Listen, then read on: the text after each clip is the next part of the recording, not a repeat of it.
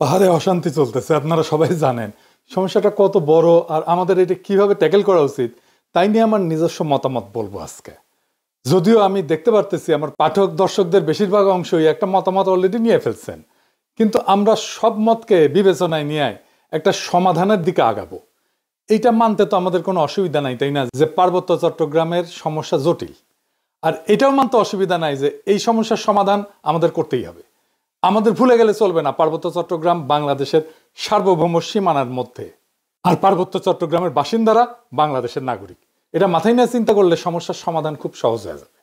আগে আমরা পার্বত্য চট্টগ্রামের সেই অশান্তির ইতিহাসটা একটু দেখে আসি, তাছাড়া আমরা বুঝবো না কোথায় থেকে এটা শুরু হইলো, কে এটা বড় করলো, আর কোন মাথামোটা রাজনৈতিক নেতার কারণে আজকে পাহাড়ের অশান্তি। আসেন ইতিহাসটা একটু দেখে আসি। বাংলাদেশের পাহাড়ি তিনটা জেলা, রাঙামাটি, বান্দরবন আর খাগড়াছড়ি, যেটাকে চিটাগাং হিল ট্র্যাক্টস বলা হয়, সেটা নিয়ে 1971 সালের পর থেকে একটা অশান্তি চলে আসতেছে। এই অশান্তির কারণ কি, এর ব্যাপকতা কত দূর, আর এর সমাধানই কি? হিল ট্র্যাক্টস অশান্ত হয় 71 সালের পর, নতুন বাংলাদেশের সংবিধান প্রণয়নের সময় থেকে, আর একটু ভালো করে বলা যেতে পারে যে 1971-এর যুদ্ধের সময় থেকে। এই নিয়ে সাপ্তাহিক বিচিত্রায় 1984 সালে চিন্ময় মুৎসিদ্দি একটা আর্টিকেল লিখে খুব সাড়া ফেলছিল। সে আর্টিকেলটার শিরোনাম ছিল পার্বত্য চট্টগ্রাম অশান্ত কেন। এইটা সাহেব পাতাটা একটু দেখান। উনি লিখতেছেন, 72-এর শাসনতন্ত্র প্রণয়ন পর্যন্ত সংসদ সদস্য মানবেন্দ্র নারায়ণ লারমা উপজাতি জনগণের বঞ্চনা সংকটের অবসান ঘটাবার শাসনতান্ত্রিক রূপকল্পের জন্য প্রচেষ্টা চালান, কিন্তু উপজাতি জনগণের জন্য কোনো প্রকার শাসনতান্ত্রিক নিরাপত্তা আদায়ে তিনি ব্যর্থ হন।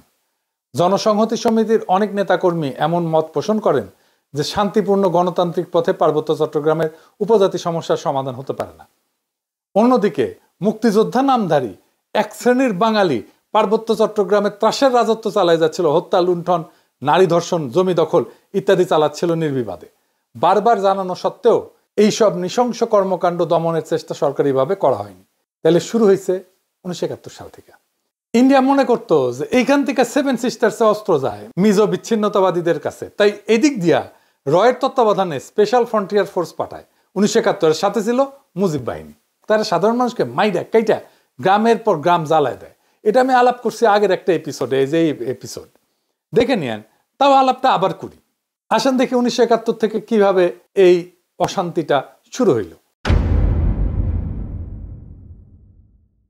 ভারতের তরফ থেকে বাংলাদেশের মুক্তিযুদ্ধের সংশ্লিষ্টতার একটা বড় উপাদান ছিল একটা বিশেষ বাহিনীকে পার্বত্য চট্টগ্রাম দিয়ে অপারেশনে পাঠানো। এইটা করতে চাইছিল। এই বাহিনীর নাম ছিল স্পেশাল ফ্রন্টিয়ার ফোর্স। এটা ছিল রয়ের একটা ফোর্স। জেনারেল উবান ছিলেন এই ফোর্সের প্রথম ইন্সপেক্টর জেনারেল। 1962 সালের শেষ দিকে এই ফোর্সটা গড়ে ওঠে। 71 সালে এই জেনারেল উবানই ছিল মুজিব বাহিনীর প্রশিক্ষক। মুজিব বাহিনী কি ছিল জানেন তো? ছাত্রলীগ, যুবলীগ, আওয়ামী লীগের যৌথ গেরিলা বাহিনী। এরা কিন্তু যুদ্ধ করেনি, আর আজকে তারা মুক্তিযুদ্ধের সিপাহসালার হয়ে গেছে। এই যে ফজা পাগলা, এও মুজিব বাহিনীর কমান্ডার ছিল। উবান শুধু মুজিব বাহিনীর প্রশিক্ষক ছিল না, রক্ষী বাহিনীরও প্রশিক্ষক ছিল। পার্বত্য চট্টগ্রামের চূড়ান্ত অপারেশনের সময় কেবল মুজিব বাহিনী না, স্পেশাল ফ্রন্টিয়ার ফোর্সের নামের ওই আনকনভেনশনাল বাহিনীকে ভারতীয়রা পার্বত্য চট্টগ্রাম দিয়ে বাংলাদেশে ঢুকায় দেয়। এই ফোর্সের দায়িত্ব ছিল চট্টগ্রামে ভারত নিয়ন্ত্রিত মিজোরাম এবং নাগাল্যান্ডের স্বাধীনতা সংগ্রামীদের খুঁজে বের করা এবং নিশ্চিহ্ন করে দেওয়া। এখানেই শেষ না। এই মুজিব বাহিনীর ট্রেনিং এর টাকা কে দিছিল জানেন? অনেক সারপ্রাইজ। এই মুজিব বাহিনীর ট্রেনিং এর সমস্ত অবকাঠামো, প্রশিক্ষণ সহায়তা দিছিল মার্কিন গোয়েন্দা সংস্থা সিআইএ, এবং এই সিআইএর টাকাটা আসছিল ইসরায়েল থেকে।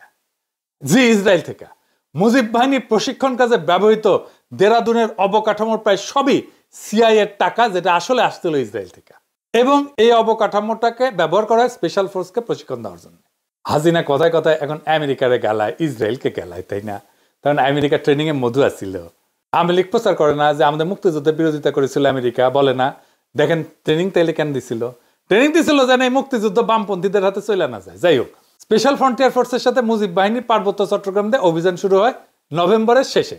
ওরা ত্রিপুরা রাজ্য থেকে পার্বত্য চট্টগ্রামের পানছড়িতে প্রবেশ করে। তো চাকমারা ভাবে যে বাহ, এরা তো আসছে আমাদের স্বাধীন করে দিতে, ওরা অভ্যর্থনা জানাইতে চায়। একটা খাসিও সাথে নিয়ে গেছিল। মুজিব বাহিনী আর স্পেশাল ফ্রন্টিয়ার ফোর্স এই খাসিটা নিছে, কিন্তু অভ্যর্থনাকারী যারা আসছিল সবাইকে হত্যা করছিল। এরপর তারা পানছড়ির পাহাড়ি গ্রামগুলোতে হামলা শুরু করে, বাড়ি ঘরে লুটপাট চালায়, আগুন লাগায় দেয়, সামনে যাকে পায় তাকেই খুন করে এবং মেয়েদেরকে ধরে ধরে ধর্ষণ করে। তাদের সেই হামলায় সেদিন পানছড়িতেই 32 জন নিহত হয়। তারপরে পানছড়ি থেকে তারা খাগড়াছড়ির দিকে রওনা হয়। যাওয়ার পথে তারা 176টা বাড়িঘর জ্বালায় দেয়। 14 ডিসেম্বরেও তারা 22 জনকে হত্যা করে, পাহাড়ি জনগণ। এই ছিল আওয়ামী লীগের মুজিব বাহিনীর মুক্তিযুদ্ধ। এটাই তাদের কন্ট্রিবিউশন। বাংলাদেশ থেকে ভারতীয় সামরিক বাহিনী চলে যাওয়ার সময় তাদের সেনাবাহিনীর একটা ব্রিগেড কিন্তু রেখে দেওয়া হয়েছিল কক্সবাজারে, এবং ওই ব্রিগেড 1972 সালের জুলাই পর্যন্ত পার্বত্য চট্টগ্রামে অপারেশন চালায়, তারপরে দেশে প্রত্যাবর্তন করে। এবং কক্সবাজারে ভারতীয় সেনাবাহিনীর একটা ব্রিগেডের উপস্থিতি গোপন রেখেই 72-এর 12ই মার্চ জানানো হয়েছিল যে বাংলাদেশ থেকে সমস্ত ভারতীয় সৈন্য চলে যাচ্ছে। মুজিব যেদিন জয় বাংলা হয় 1975-এ, সেই সময় পার্বত্য চট্টগ্রামে অপারেশন চালানো একটা ভারতীয় হেলিকপ্টার বিধ্বস্ত হয়, মারা যায় ভারতীয় বিমান বাহিনীর কিছু কর্মকর্তা একই দিনে 1975-এর 15 আগস্ট। মুজিব আসলে মূলত পার্বত্য চট্টগ্রামকে ইন্ডিয়ার হাতে তুলে দিছিল। আর সেই ইতিহাসে আর গেলাম না, কিন্তু এখন পার্বত্য চট্টগ্রাম নিয়ে ইন্ডিয়ার পরিকল্পনা কি আসেন সেটা একটু বুঝে দেখি। ইন্ডিয়ার একটা দুর্বল জায়গা আছে না, চিকেন নেক বইলা, যেটা দখল নিতে পারলে 7 সিস্টার আলাদা করে দেওয়া যাবে। ইন্ডিয়া সেটা নিয়ে সবসময় প্যারার মধ্যে থাকে। আমাদেরও একটা উইক জায়গা আছে, সেটা হইতেছে ফেনী, যা আমাদের বাংলাদেশের মূল ভূখণ্ডের সাথে পার্বত্য চট্টগ্রাম এবং চট্টগ্রামকে যুক্ত করছে। ওই জায়গা দিয়ে পার্বত্য চট্টগ্রামকে আলাদা করে যদি দিতে পারে ইন্ডিয়া, তাহলে চিকেন নেক নিয়ে তার না ভাবলেও চলবে, সে মুফতে একটা সমুদ্র বন্দর পেয়ে যাবে। তাই সে পার্বত্য চট্টগ্রামের সব বিচ্ছিন্নতাবাদীদেরকে অকাতরে সাপোর্ট দেয়, শান্তি বাহিনীকে সাপোর্ট দিছে। তারা জানে পার্বত্য চট্টগ্রাম যদি বিচ্ছিন্ন হয়ে একটা আলাদা রাষ্ট্র হয়, তাহলে এই ল্যান্ড লক একটা অতি ক্ষুদ্র অল্প জনগোষ্ঠীর ভূখণ্ডে ইন্ডিয়ার উপরে পুরো নির্ভর করা ছাড়া কোনো উপায় নেই। আর ওই অংশটা ইন্ডিয়া খাইয়া ফেলতে কোনো সমস্যা হবে না। তবে আমরা এই সমস্যার কথা সবাই জানি কম বেশি। কিন্তু দ্বিতীয় সমস্যাটা কি, এটা খুব জটিল এবং কম আলোচিত। সেই প্রসঙ্গে আমি আরেকটা আলোচনা করে নিই, আপনাদের বুঝতে সুবিধা হবে। হংকং আর চায়না মেনল্যান্ড, এই দুইটা ভূখণ্ড একই দেশের, কিন্তু সিস্টেম আলাদা। হংকং অশান্ত না, আপনি একটা দেশে দুইটা সিস্টেম করলে সেটা অশান্তির বীজ হয়ে থাকে। কারণ দেশ বা রাষ্ট্র একটা শরীরের মতো, এটা একটা রাজনৈতিক অর্থনৈতিক সংহতির দরকার আছে। ইকোনমিক সিস্টেম আলাদা হইলে রাজনৈতিক সংহতি রক্ষা করা দূর হয়ে যায়। কার্ল মার্কস বলছেন যে রাজনীতি হইতেছে অর্থনীতির ঘনীভূত রূপ। একটা দেশের ইকোনমি যেমন, রাজনীতিও তেমন। তো পার্বত্য চট্টগ্রামের ইকোনমি কি আলাদা? হ্যাঁ, আলাদা। ওদের বর্তমান ভূমি মালিকানা ব্যবস্থা খুব জটিল এবং বহুমুখী কাঠামোর উপর প্রতিষ্ঠিত, যা ঐতিহাসিক, সামাজিক এবং সাংস্কৃতিক এবং প্রশাসনিক কারণগুলোর একটা মিশ্রণ। এটা প্রধানত 3টা স্তরে বিভক্ত। একটা হচ্ছে ঐতিহ্যবাহী ভূমি মালিকানা ব্যবস্থা, এটা সবচেয়ে বড় ভূমি ব্যবস্থাপনা। আনুমানিক 50 থেকে 60% জমি ঐতিহ্যবাহী ভূমি ব্যবস্থাপনার মধ্যে পড়ে। 2 নম্বর হইতেছে জনজাতি ভিত্তিক মালিকানা। পার্বত্য অঞ্চলের প্রধান জনগোষ্ঠী যেমন চাকমা, মারমা, ত্রিপুরা এবং অন্যান্য উপজাতি গোষ্ঠীগুলো তাদের নিজস্ব ঐতিহ্যবাহী ভূমি ব্যবস্থাপনা পদ্ধতি অনুসরণ করে। এই ব্যবস্থায় জমির মালিকানা সাধারণত পরিবার বা গোষ্ঠীর মধ্যে থাকে এবং এটা মৌখিক ঐতিহ্য এবং নিয়মের ভিত্তিতে পরিচালিত হয়। জমি ভোগ দখল এবং ব্যবহার করার অধিকার আছে, কিন্তু তা প্রায় আইনগতভাবে নথিভুক্ত নয়, কোনো দলিল নাই। 3 নম্বর হইতেছে জুম চাষের জমি। পাহাড়ি অঞ্চলে জুম চাষের জন্য ভূমি ব্যবহার করা হয়, যা স্থানীয় জনজাতির একটা ঐতিহ্যবাহী কৃষি পদ্ধতি। এইখানে জমি ব্যক্তিগত মালিকানার অধীনে না, বরং এটা গোষ্ঠীগত ব্যবস্থাপনায় পরিচালিত হয়। এটা গেল পাহাড়িদের নিজস্ব মালিকানা পদ্ধতি। 2 নম্বর আছে সরকারি ভূমি মালিকানা। এর মধ্যে আছে সরকার ঘোষিত রিজার্ভ বন। পার্বত্য চট্টগ্রামের বড় একটা অংশ রিজার্ভ ফরেস্ট এবং সংরক্ষিত বন হিসেবে ঘোষিত। এই ভূমি বন বিভাগ দিয়ে নিয়ন্ত্রিত এবং এতে চাষাবাদ বা বসতি স্থাপন নিষিদ্ধ।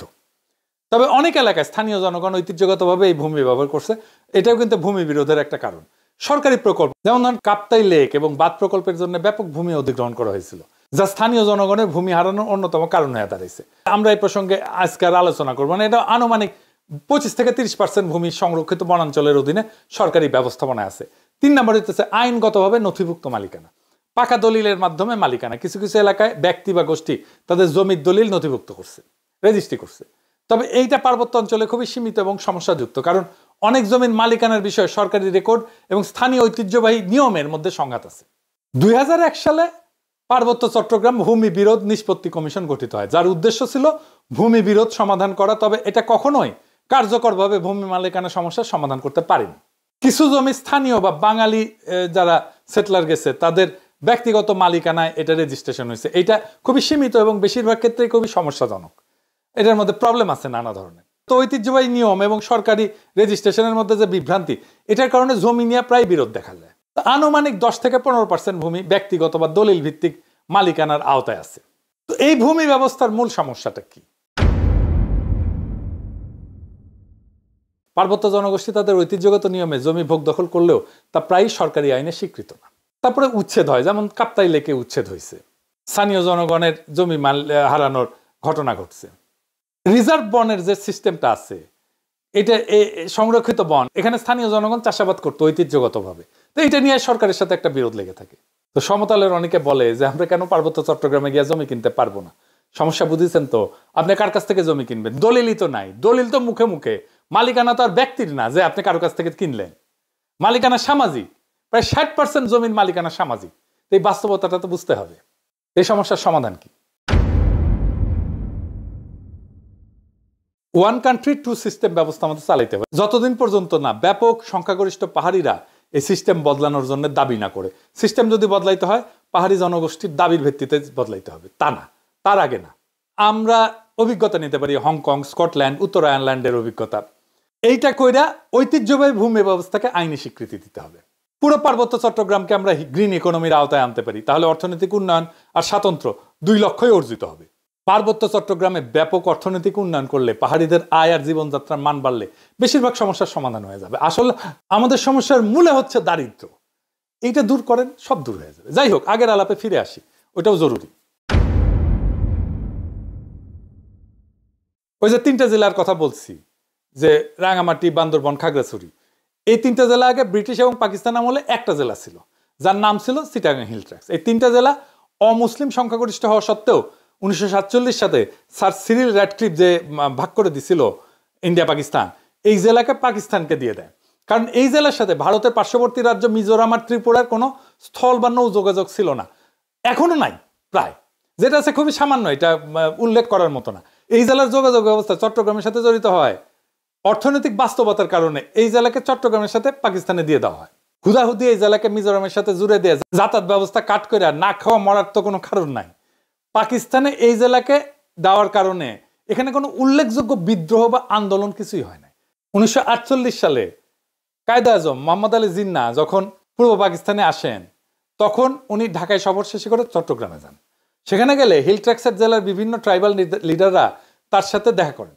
এই ঘটনার বিবরণ চাকমার আজাদ ত্রিদীপ রায়ের বই দ্য ডিপার্টেড মেলোডিতে আছে। তো জিন্নাহর সাথে সেই মিটিংয়ে ট্রাইবাল লিডাররা তাদের জন্য অটোনমি দাবি করে একটা প্রস্তাব পেশ করেন। জিন্নাহ সেটা একবার পইরাই অ্যাপ্রুভ করে দেন, অনুমোদন করে দেন, পুরোপুরি একবার পইরা। পাকিস্তান আমলে পাকিস্তান এই ট্রাইবগুলোকে অটোনোমাস হিসেবে রাখছিল, স্বায়ত্তশাসিত, এবং পাকিস্তানের সংবিধানেও এই অটোনমি স্বীকৃতি ছিল। এটা পাকিস্তানের 62 সালের সংবিধানের 223 নম্বর আর্টিকেল, যেখানে বলা আছে সেন্ট্রাল কিংবা প্রদেশের আইনসভা দ্বারা বানানো আইন ট্রাইবাল এলাকায় প্রযোজ্য হবে না। রাষ্ট্রপতি বা প্রেসিডেন্ট বিশেষ জরুরি পরিস্থিতিতে বিভিন্ন রেগুলেশন জারি করতে পারেন। এর ফলে পাকিস্তানের ট্রাইবাল এলাকাগুলোর গোত্রগুলা সর্দার দিয়ে স্বায়ত্তশাসিত ছিল। পাকিস্তানে কিন্তু খালি একটাই ট্রাইবাল এলাকা ছিল না, পশ্চিম পাকিস্তানেও সীমান্ত প্রদেশে অনেকগুলো পাঠান আর বালুচ ট্রাইব আছে, যারা তখন স্বায়ত্তশাসিত ছিল। যেমন ধরেন ডির, সোয়াত, চিত্রাল।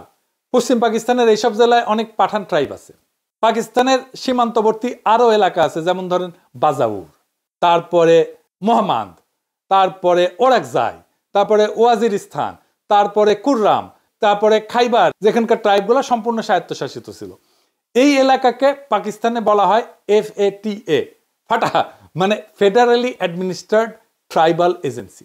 এইটা পাকিস্তানের উত্তর পশ্চিম সীমান্ত প্রদেশের সরকারের জুরিসডিকশনের বাইরে ছিল। এদের জন্য আলাদা পেনাল কোড ছিল, যেখানে গোত্রপতিরা নিজেদের কালচার আর বিচার ব্যবস্থা অনুযায়ী বিচার করে সেটা রায় কার্যকর করতে পারত। সেটার নাম ছিল ফ্রন্টিয়ার ক্রাইমস রেগুলেশন বা FCR। পাকিস্তানের 2018 সালে FATA কে খাইবার পাখতুনখোয়া প্রদেশের সাথে একীভূত করা হয়। তো তাইলে যেইটা পাকিস্তান আমলে শান্ত ছিল, এটা ঝামেলা শুরু হইলো এই উগ্র বাঙালি জাতীয়তাবাদের নাম করে। পাকিস্তান ভাঙার পর থেকে রাজা ত্রিদিব রায় তার বইতে লিখছে এইসব বাংলাদেশ পাকিস্তান থেকে বিচ্ছিন্ন হওয়ার পর যখন নতুন সংবিধান প্রণয়ন হচ্ছে, তখন ট্রাইবাল লিডাররা আবার সরহদি বডিগার্ডের সাথে দেখা করে সংবিধানে পাকিস্তানের মতো করে তাদের আগের স্বায়ত্তশাসনের ধারা গ্যারান্টি চায়। তো বডিগার্ড তাদেরকে কি কইছিল জানেন? কি উত্তর দিছিল জানেন না? কইছিল কোনো স্বায়ত্তশাসনের প্রয়োজন নাই, তোরা সব বাঙালি হয়ে যা। বডিগার্ড আর আওয়ামী লীগ যে কি পরিমাণে বুর্বক, বেকুব, মাথামোটা, ফ্যাসিস্ট, এটা তার সামান্য একটা উদাহরণ। কেন তা একটা জাতি বা ট্রাইব তার সবকিছু পাল্টায় বাঙালি হয়ে যাবে? বডিগার্ড তো এর মধ্যে অবাঙালি, বিহারি আর অমুসলিমদের কচুকাটা করিয়া গণহত্যা চালায়, তাদের নাগরিকত্ব বাতিল করে, ঘর বাড়ি জমি জমা রাষ্ট্রীয়ভাবে বাজেয়াপ্ত করে নিজের চালাচামুন্ডারদের মধ্যে বিতরণ করে দিছিল। এই যে পাদের সিদ্দিকি আছে না, পাদের সিদ্দিকি যে বাসায় থাকে, ওই বাসাটা বিহারিদের বাসা। এই যে জিল্লুর রহমান ছিল না, এই যে পাপনের বাপ, ও বাসাটাও বিহারিদের বাসা। সবগুলো আওয়ামী লীগ দখল করে নিয়েছিল। এমনকি এই যে সিপিবির পুরানা পল্টনের অফিস, ওটাও বিহারিদের বাসা ছিল। এরপরে ফ্যাসিস্টদের রুলবুক অনুযায়ী অবাঙালি মুসলমানদের নাজি কনসেন্ট্রেশন ক্যাম্পের মতো করে ক্যাম্পে ঢুকায়। স্বাভাবিকভাবে পাহাড়ি ট্রাইবগুলা এই সমস্ত দেখা প্রমাদ গণে এবং এখান থেকে শুরু হয় অসন্তোষ আর ক্ষোভ।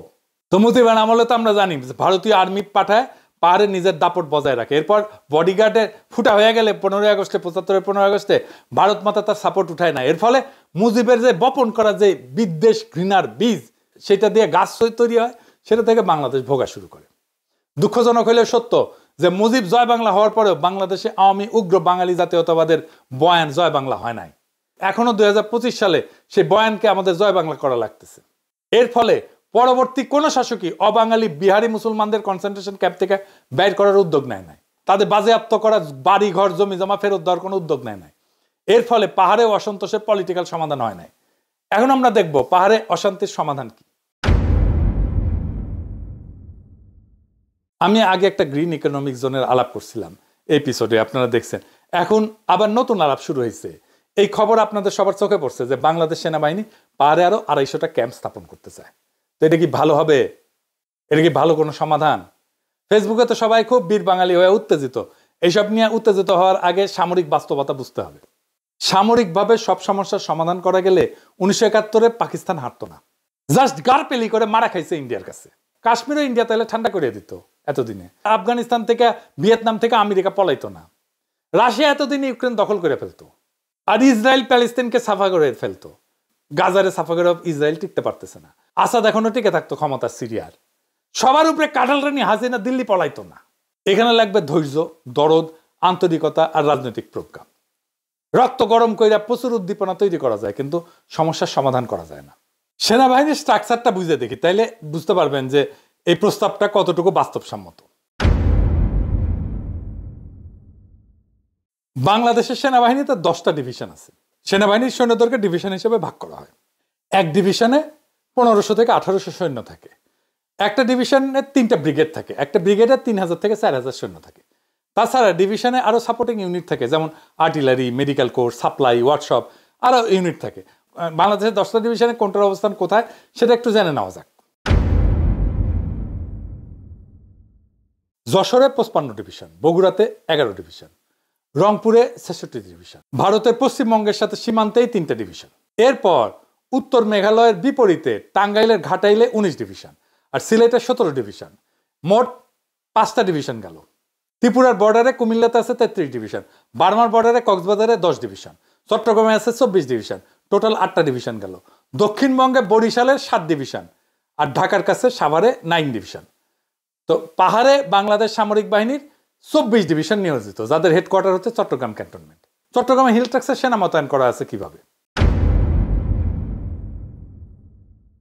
চট্টগ্রাম হিল ট্রাক্সে নিয়োজিত আছে 24 ইনফ্যান্ট্রি ডিভিশন এবং এখানে তারা কাউন্টার ইনসার্জেন্সি মুডে পরিচালিত হয়। মানে এক যুদ্ধ একটা জিনিস আর কাউন্টার ইনসার্জেন্সি আর একটা জিনিস। 1997 সালের চট্টগ্রাম হিল ট্রাক্স শান্তি চুক্তির পর থেকে কাউন্টার ইনসার্জেন্সি পরিভাষাটা আনুষ্ঠানিকভাবে ব্যবহার করা হয় না এবং কার্যক্রমগুলো বর্তমানে কিছুটা প্রতিরক্ষামূলক চরিত্র ধারণ করছে। বর্তমানে 3টা ইনফ্যান্ট্রি ব্রিগেড এবং একটা আর্টিলারি ব্রিগেড মোতায়েন করা আছে হিল ট্রাক্সে। 69 ইনফ্যান্ট্রি ব্রিগেড বান্দরবনে, 203 ইনফ্যান্ট্রি ব্রিগেড খাগড়াছড়িতে আর 305 ইনফ্যান্ট্রি ব্রিগেড রাঙামাটিতে। 24 আর্টিলারি ব্রিগেড আছে গুইমারাতে। তো কাউন্টার ইনসার্জেন্সির কৌশল অনুসারে ব্রিগেডগুলোকে রিজন এবং ব্যাটালিয়নগুলোকে জোনে অভিহিত করা হয়। সাধারণত একটা রিজন একটা জেলার দায়িত্বে থাকে। তবে খাগড়াছড়ি জেলা তুলনামূলক বড় হওয়ায় সেখানে একটা ইনফ্যান্ট্রি ব্রিগেড এবং একটা আর্টিলারি ব্রিগেড মোতায়েন করা আছে।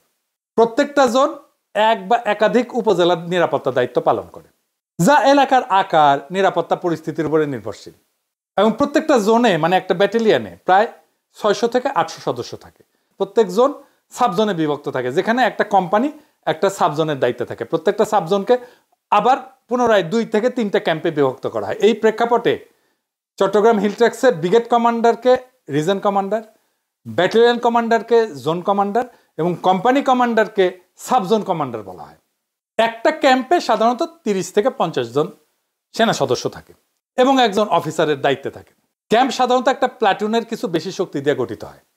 সেনা ক্যাম্পের পাশাপাশি চট্টগ্রাম হিল ট্র্যাক্সে বিজেপি থাকে, সশস্ত্র পুলিশ থাকে, আনসার বাহিনীর ক্যাম্পও থাকে। নিরাপত্তা কার্যক্রম পরিচালনার ক্ষেত্রে এইসব ক্যাম্প সেনাবাহিনীর অপারেশন কমান্ডের অধীনে থাকে। এই কাউন্টার ইনসার্জেন্সি কার্যক্রমে চিটাগাং হিল ট্র্যাক্সে সেনাবাহিনীর মৌলিক ইউনিট হচ্ছে একটা ক্যাম্প। প্রত্যেকটা ক্যাম্পের নির্দিষ্ট দায়িত্বপূর্ণ এলাকা থাকে। ওই এলাকায় তারা নিয়মিত বিশেষ টহল পরিচালনা করে, সড়ক পথের নিরাপত্তা নিশ্চিত করে এবং সামগ্রিক আইন শৃঙ্খলা পরিস্থিতি নিয়ন্ত্রণে রাখে। অন্যদিকে সশস্ত্র পুলিশ এবং আনসার সাধারণত স্থায়ী পোস্ট পরিচালনা করে। তো তাইলে একটা ডিভিশনে আমরা হিসাব করে দেখতে পারি এক প্ল্যাটুনে 30 থেকে 35 জন সৈন্য থাকে। আমাদের 24 ডিভিশনে পুরোটাই পাহাড়ে ডিপ্লয়েড বিভিন্ন ক্যাম্পে।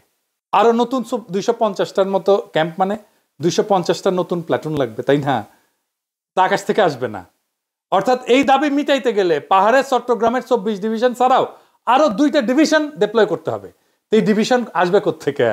পাহাড়ে অতিরিক্ত 2টা ডিভিশন মোতায়েন করা মানে ভারতের সাথে আমাদের সীমান্ত থেকে 2টা ডিভিশন পুল আউট করতে হবে, করে সেটাকে পাহাড়ে ডিপ্লয় করা লাগবে। এর ফলে ভারতের সাথে সীমান্ত এলাকায় 2টা সীমান্ত এলাকা খালি হয়ে যাবে, 2টা ডিভিশন খালি, 2টা ক্যান্টনমেন্ট ফাঁকা হয়ে যাবে রে ভাই। এইটা কেমনে আপনারা চিন্তা করলেন? তাও এটা আর্মি থেকে সিদ্ধান্ত দেওয়া হয়েছে, তাও আর্মি থেকে চাওয়া হয়েছে। এটা কোনোভাবে কোনো দূরদর্শী সিদ্ধান্ত না, বরং আত্মঘাতী একটা সিদ্ধান্ত। পাহাড়ে আমাদের যেটা হইতেছে সেটা কত ইনসিগনিফিক্যান্ট, এটা কোনো বড় ধরনের ইনসার্জেন্সিও না। এটা আলাপে একটু পরে আসতেছি। ভারত যদি দেখে যে আমরা এই সামান্য একটুতে হয়েছে সামলাইতে পুরা 3টা ডিভিশন মোতায়েন করছি, তখন ভারত তো পাহাড়ে আরো অশান্তি করবে, 100 গুণ বাড়াই দিবে। তখন হুজুরকে দাবি উঠবে যে পাহাড়ে আরো সেনা মোতায়েন করতে হবে, আমাদের পুরা পাহাড় সেনা দিয়ে ভর্তি হয়ে যাবে। এর ফলে ভারত আমাদের সীমান্তে অবশিষ্ট বাকি 6টা ডিভিশনকে পাহাড়ে মোতায়েন করা লাগবে, পুরা সেনাবাহিনী পাহাড়ে নিয়ে যেতে হবে। সীমানা পুরোপুরি অরক্ষিত করে ফেলা। বাংলাদেশের পুরা সামরিক বাহিনী পাহাড়ের একটা স্যাকের মধ্যে ঢুকে যাবে। এটা সামরিক দিক দিয়ে অত্যন্ত একটা ভুল চাল, এবং এটাই চাই ইন্ডিয়া। আর দেখেন সবাই লাফাইতেছে ইন্ডিয়া কিভাবে আমাদের কাঁধে বন্দুক রেখা দেখেন আমাদের উপরে গুলি চালাইতেছে, দেখেছেন? ভয়ে কেউ কিছু কইবে না এটার বিরুদ্ধে, পাবলিক সেন্টিমেন্টের ভয়ে। আমাদের তো মূল সীমানা পাহাড় না, সমতল ভূমি, যেখানে দেশের 98% জমি জমা অর্থনীতি আছে। আমাদের সামরিক প্রতিরক্ষার মূল পলিসি হওয়া উচিত সমতল ভূমি ভারতের আগ্রাসন থেকে রক্ষা করা। চট্টগ্রাম হিল ট্র্যাক্সের বাংলাদেশ থেকে বিচ্ছিন্ন হওয়ার সামরিক সম্ভাবনা কি আছে? কোনো সম্ভাবনা নেই, শূন্য। কেন শূন্য? কারণ চট্টগ্রাম হিল ট্র্যাক্সের যোগাযোগ ব্যবস্থা পুরোপুরি চট্টগ্রামের সাথে জড়িত। যেখান থেকে খাদ্যদ্রব্য থেকে শুরু করে জীবনযাপনের সবকিছু চট্টগ্রামের রাস্তা দিয়ে ঢুকে। সামরিক বাহিনী চট্টগ্রাম দিয়ে সেখানে যায়। ভারতের সাথে আমাদের হিল ট্র্যাক্সের কোনো উল্লেখযোগ্য যোগাযোগ ব্যবস্থা নেই। আপনারা জানেন, আমার আগের এপিসোডে আমি দেখাইছি না, যোগাযোগ ব্যবস্থাতে সামরিক অভিযানের মূল বিষয় কোন দিক দিয়ে আর্মি আসবে ইন্ডিয়া থেকে, কোথা দিয়ে আসতে পারবে না, কোনো যোগাযোগ ব্যবস্থা নাই। কিছু মেঠো পথ আছে, ওই দিকের সীমান্ত অত্যন্ত দুর্গম হওয়াতে সেখানে বড় কোনো রাস্তাঘাট একদম নাই। এর ফলে ভারতের পক্ষে ওই সীমান্ত দিয়ে হিল ট্র্যাক্সের সামরিক অভিযান চালানো একেবারে অসম্ভব কাজ। এটা লজিস্টিক্যাল দিক দিয়ে ভারতের পক্ষে সম্ভব না। ওই দিক দিয়ে ভারতের আর্মির কোনো ট্রাক লট বহর টেনে আনা সম্ভব না। আর ভারতের মিজোরামের সাথে নিজেদের যোগাযোগ ব্যবস্থা দুর্গম। ভারত যদি প্রত্যক্ষভাবে সামরিক আগ্রাসন না চালায় তাহলে হিল ট্র্যাক্সের বিচ্ছিন্ন হওয়ার সম্ভাবনা শূন্যের চেয়েও কম।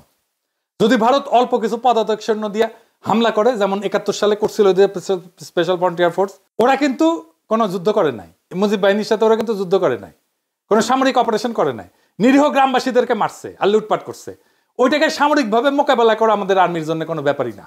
এবার দেখি পাহাড়ে যেটা হইতেছে সেটা কি ইনসার্জেন্সির কোন স্টেজের মধ্যে পড়ে? আমার দেশের প্রতিবেদনে বলা হয়েছে চাঁদানা অপহরণ ও হত্যার সাথে জড়িত ইউপিডিএফ 2009 থেকে এ পর্যন্ত 332 জনকে অপহরণ করছে সংগঠনটা। এর মধ্যে পাহাড়িরাও ছিলেন। সর্বশেষ চট্টগ্রাম বিশ্ববিদ্যালয়ের 5 শিক্ষার্থীকে অপহরণ করার ঘটনা ঘটে। তাদের হাতে 2009 সাল থেকে এই পর্যন্ত 89 জন হত্যার শিকার হয়েছেন। তা যাদের মধ্যে ক্ষুদ্র নৃগোষ্ঠীর সদস্য যেমন আছে তেমনি সেনাবাহিনীর 16 সদস্য আছে। 2009 সাল থেকে এখন পর্যন্ত দীর্ঘ 17 বছরে বিদ্রোহীদের হাতে হত্যার শিকার হয়েছে 89 জন। আর সেনাবাহিনীর কতজন? 16 জন, মাত্র 16 জন। এর চেয়ে বেশি মানুষ ডেঙ্গু, ম্যালেরিয়া, যক্ষা, ডিপথেরিয়া, হুপিং কফ এটাতে মারা গেছে। যারা মারা গেছে আমি তাদের প্রতি সম্মান রেখেই বলতেছি, তাদের আত্মত্যাগকে আমি গভীর শ্রদ্ধা জানাই বলতেছি। সবকিছুর একটা তো মাত্রা আছে, মাত্রা জ্ঞান হারায় ফেললে তো মানুষ কাণ্ডজ্ঞান হারায় ফেলে।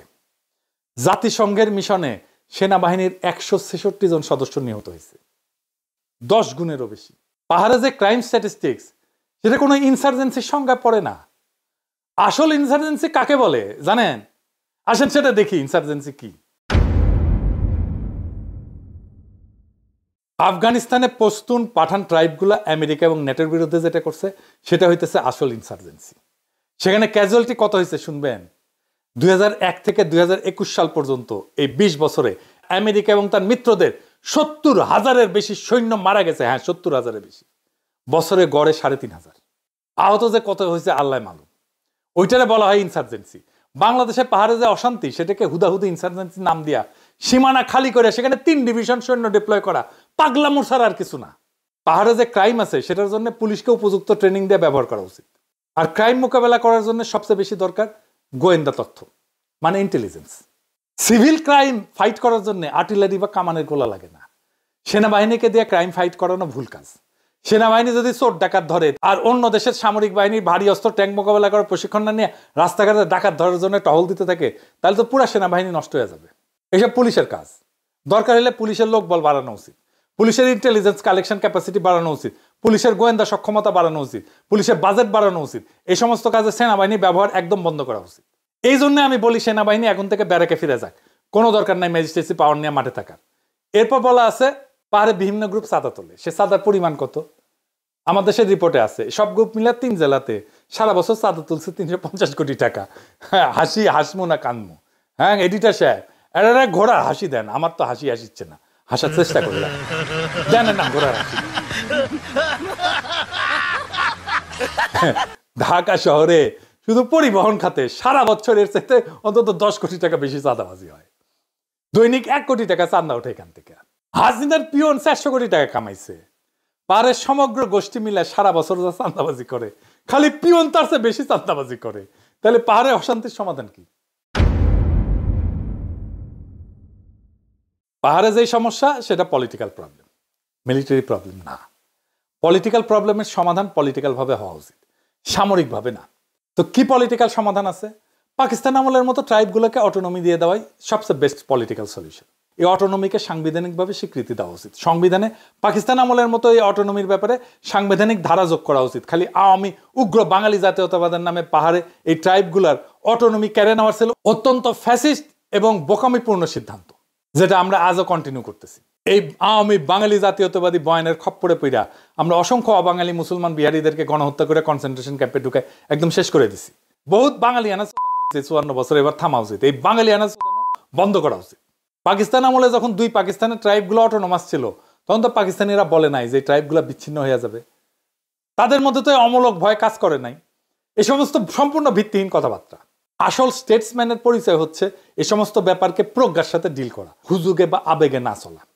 আর্মি কেমনে 250 ক্যাম্প করার প্রপোজাল দিছে এটা আমার মাথায় আসতেছে না। ভারতে যে ব্রিটিশ এম্পায়ার এত বড় ছিল, যেটা ইতিহাসে কেউ করতে পারে নাই।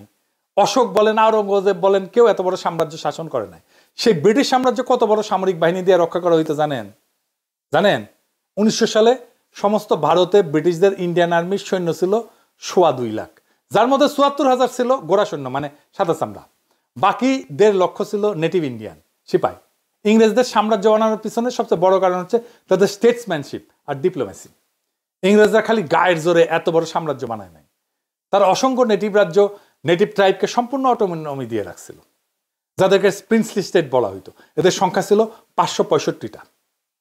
বড় কিছু রাজ্য ছিল যেমন হায়দ্রাবাদ, মহীশূর, জম্মু কাশ্মীর, গোয়ালিয়র, ভোপাল। ছোট ছোট অসংখ্য রাজ্যও ছিল। আমাদের এদিকে ছিল ত্রিপুরা আর কুচবিহার। এরকম প্রিন্সলি স্টেট ছিল। ইংরেজরা খালি এদের পররাষ্ট্রনীতি আর প্রতিরক্ষার দায়িত্ব ছিল। বাকি সবকিছুর দায়িত্ব নেটিভ রাজ্যগুলো নিজেরা নিজেদের মতো করে নিজেদের প্রথা অনুযায়ী কর তুইলা সেইটা নিজেরাই খরচ করত। ইংরেজরা এই সমস্ত রাজ্য থেকে কোনো কর নিত না, খুব সামান্য ইনসিগনিফিকেন্ট পরিমাণে একটা ট্রিবিউট নিত। তা আমি জানি এখন আপনারা এখন বলবেন যে এতদিন যে জানতাম ইংরেজরা দেশীয় রাজ্য থেকে কর তুলতো, বলিউডে লাগান বলে একটা সিনেমা হয়েছে না, এই যে কর তোলা নিয়ে ক্রিকেট খেলা, আমির খান ছক্কা মেয়েরা ম্যাচ জিতায়, হ্যাঁ, এইসব বলিউডের গালগপ্প। বাস্তবে ব্রিটিশ ভারতে ইংরেজ সরকারের রাজস্ব কর তুলতো নিজেদের সরাসরি শাসন করা 11টা প্রদেশ থেকে মাত্র। সেটা দিয়ে ইংরেজরা সারা ভারতের সমস্ত খরচ চালাইতো। স্যার যদুনাথ সরকারের একটা বই আছে ইকোনমিক্স অফ ব্রিটিশ ইন্ডিয়া নামে, সেখানে 1913 সালের বাজেটের একটা স্টেটমেন্ট দেওয়া আছে। ইংরেজদের রাজস্বের প্রধান খাত ছিল ভূমিকর, প্রায় 33%। এরপরে 28% আসতো কাস্টমস আর এক্সাইজ থেকে, মানে আকবরি শুল্ক থেকে। 17% আসতো রেল আর স্ট্যাম্প ডিউটি থেকে। আর 80% রাজস্বই 5টা খাত থেকে আসতো। লবণের উপরে একটা কর ছিল, এটা নিয়ে আবার আন্দোলন হয়েছিল। যাই হোক, সেইখান থেকে বছরে 4.5 কোটি রুপির একটু বেশি রাজস্ব আসতো, 5% মতো। এছাড়া বনভূমি থেকে কিছু ইনকাম ছিল। ইনকাম ট্যাক্স খুব সামান্য ছিল, আজকালকার মতো ইনকাম ট্যাক্সের বালাই ছিল না, ভ্যাটও ছিল না। প্রিন্সলি স্টেট থেকে যে ট্রিবিউট নিত এইটা 61 লাখ রুপি মাত্র, অর্থাৎ রাজস্বের 1%-এরও কম। বছরে এই 86 কোটি রুপি দিয়াই ইংরেজ সরকার সারা ভারতবর্ষে তাদের সাম্রাজ্য মেনটেন করত, প্রতিরক্ষা মেনটেন করত, সিভিল প্রশাসনের খরচ সহ। বাজেট প্রায় ব্যালেন্স থাকতো, মানে অতিরিক্ত থাকতো। 1913 সালের খরচের হিসাব আছে বইতে, দেখেন। আসল পয়েন্ট হইতেছে প্রবল পরাক্রমশালী ইংরেজ সরকার, মহারানী ভিক্টোরিয়া, পাকিস্তানি সরকার, আইয়ুব খান, এরা যদি ট্রাইবগুলোকে অটোনমি দিতে পারে কোনো ধরনের অমূলক ভিত্তিহীন ভয় ছাড়া, তাহলে বাঙ্গুদের সমস্যা কোথায়? সমস্যা আসলে কোথাও না। সমস্যা হচ্ছে বাঙ্গুদের উগ্র বাঙালি জাতীয়তাবাদী বয়ান। এটা মাথা থেকে ঝাইরা ফেললে সব সমস্যার সমাধান আছে। পাহাড়ের ট্রাইবগুলোকে অটোনমি দিয়ে এম্পাওয়ার করে তাদের নিজস্ব ইনস্টিটিউট করতে দেওয়াই সবচেয়ে বেস্ট সমাধান। আপনি দেখেন না, সমতলে এমন কোনো নেতা নাই যাদেরকে পাহাড়িরা বিশ্বাস করে। এটা তো বড় সমস্যা। পাহাড়ের ট্যুরিজম থেকে যে রাজস্ব আসে সেটা সম্পূর্ণ পাহাড়ি ট্রাইবগুলোর কাছে চলে যাওয়া উচিত। তাহলে তারা নিজেদের অর্থনীতির স্বার্থে ট্যুরিজম প্রমোট করবে আর সেখানকার আইন শৃঙ্খলা নিজেদের পুলিশ দিয়ে রক্ষা করবে। ব্রিটিশ ভারতের প্রিন্সলি স্টেটগুলো নিজেদের পুলিশ আইন শৃঙ্খলা বাহিনী দিয়া নিজেদের রাজ্যের ভিতরে আইন শৃঙ্খলা মেনটেন করত। কখনো কোনো সাহেব বা ভারতীয় ট্যুর করতে যায় সমস্যা হয় না জীবনে। সাহেব মেম সাহেবরা 1-2 নির্ভয়ে সারা ভারতবর্ষ চড়ে বেড়াতো, শিকার করত। তাদের নেটিভ রাজ্যগুলোতে কখনোই আইন শৃঙ্খলা নিয়ে কোনো ধরনের সমস্যা ফেস করতে হয় নাই তো। জম্মু কাশ্মীর রাজ্য যেখানে অনেক ট্যুরিজম ছিল সেটা শাসন করত ডোগরা বংশীয় রাজারা। ইংরেজ সরকারের কোনো সৈন্য সেখানে ছিল না, কাজেই পাহাড়ি ট্রাইবগুলোর অটোনমি সেখানকার ট্যুরিজমের জন্য অত্যন্ত সহায়ক হবে, আর সেটাকে তারা নিজেরাই নিরাপদ করে তুলবে। সবশেষে আসি জমি জমার ব্যাপারে। যেহেতু পাহাড়িদের জমি ব্যবস্থাপনা আলাদা, এটা ডিস্টার্ব করা উচিত হবে না। কাশ্মীর যখন ভারতে যোগ দিছিল, কাশ্মীরের অটোনমির জন্য ভারতের সংবিধানে 370 আর্টিকেল ছিল। এর ফলে কাশ্মীরিরা নিজেদের জন্য অতিরিক্ত আইন বানাইতে পারত, যেটা ভারতের অন্য নাগরিকদের বিভিন্ন অধিকারকে ওভাররাইড করত। যেহেতু কাশ্মীরের ডেমোগ্রাফিক্সের পরিবর্তন একটা বড় একটা এক্সপ্লোসিভ রাজনৈতিক ইস্যু, তাই কাশ্মীরিরা আইন করেছিল যে ভারতের বাইরে অন্য রাজ্যের মানুষ কাশ্মীরে এসে জমি জমা কিনতে পারবে না। কাশ্মীরের মুসলমানদের যৌক্তিক ভয় ছিল যে তার না হলে ভারতের অন্য রাজ্য থেকে হিন্দু মাইগ্রেট করে কাশ্মীরের ডেমোগ্রাফিতে মুসলমান সংখ্যাগরিষ্ঠ থেকে সংখ্যালঘু বানায় ফেলবে। হিন্দুত্ববাদী বিজেপি আর মোদী এই জন্যই ক্ষমতা এসে 2019 সালে ভারতের সংবিধানে এই আর্টিকেল 370 বাতিল করে দেয়। ফলে কাশ্মীর উপত্যকা বিক্ষোভে উত্তাল হয়ে পড়ে। ভারত পুরা 1.5 বছর কাশ্মীরের লকডাউন, যোগাযোগ ব্ল্যাকআউট আর ইন্টারনেট সংযোগ বন্ধ করে রাখছিল। আমরা কি মোদির মতো হব? কাশ্মীর যেভাবে ঠান্ডা করতে চাই আমরা সেভাবে পার্বত্য চট্টগ্রাম ঠান্ডা করতে চাই? আমাদের পাহাড়ের জন্য বেস্ট সমাধান হচ্ছে পাহাড়ি ট্রাইবগুলোকে অটোনমি দেওয়া, ট্যুরিজম সহ বিভিন্ন রাজস্ব পুরোটাই তাদেরকে দিয়ে দেওয়া, তাদের দিয়েই লোকাল আইন শৃঙ্খলা মেনটেন করানো, আর পাহাড়িদের ভূমি ব্যবস্থাপনার রাষ্ট্রীয় স্বীকৃতি দেওয়া, 1 country 2 system। পার্বত্য চট্টগ্রামের সংকট এটা সামরিক না, একেবারেই রাজনৈতিক। ইতিহাস, অর্থনীতি আর সামাজিক বাস্তবতা প্রমাণ করে দিছে যে বন্দুক দিয়া পাহাড়ে শান্তি আনা যাবে না, যায়নি এতদিন, বরং সেটা অশান্তিকে দীর্ঘস্থায়ী করছে। সমাধান লুকায় আছে পারস্পরিক শ্রদ্ধা, রাজনৈতিক প্রজ্ঞা আর ন্যায্য স্বীকৃতির মধ্যে।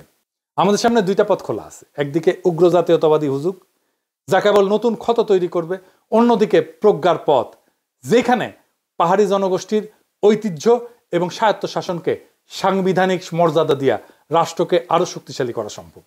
যদি আমরা ব্রিটিশ আমল, পাকিস্তান আমল কিংবা বৈশ্বিক উদাহরণ থেকে শিক্ষা নেই, তাহলে বুঝবো অটোনমি মানে বিচ্ছিন্নতা না, বরং সেটাই টেকসই শান্তি এবং উন্নয়নের নিশ্চয়তা। 1970-এর নির্বাচনে বাঙালিরা অটোনমি চাইছিল পাকিস্তানের কাছ থেকে, সেইটা দিলে পাকিস্তান ভাঙত না। তাই এখন প্রয়োজন সাহসী নেতৃত্বের, যারা আবেগ না দূরদর্শী কৌশল দিয়ে আগাবে। পাহাড়ি বাঙালি মিলেই যদি আমরা এক দেশ দুই ব্যবস্থা মডেলে আস্থা রাখি, তবে গ্রিন ইকোনমি, পর্যটন, শিক্ষা, স্বনির্ভরতার পথে নতুন দিগন্ত উন্মোচিত হবে। পাহাড়কে জয় করার জন্য সেনা না, দরকার আস্থা এবং শান্তির পথ তৈরি করার। গুলি না, দরকার রাজনৈতিক প্রজ্ঞার ভালোবাসা। এই পথে হাঁটলেই পাহাড়ে অশান্তি মিলায় যাবে, আর বাংলাদেশ সত্যিকার অর্থেই একটা সমন্বিত, ন্যায়ভিত্তিক, ইনসাফপূর্ণ, শক্তিশালী রাষ্ট্র হিসেবে দাঁড়াবে। ইনকিলাব জিন্দাবাদ।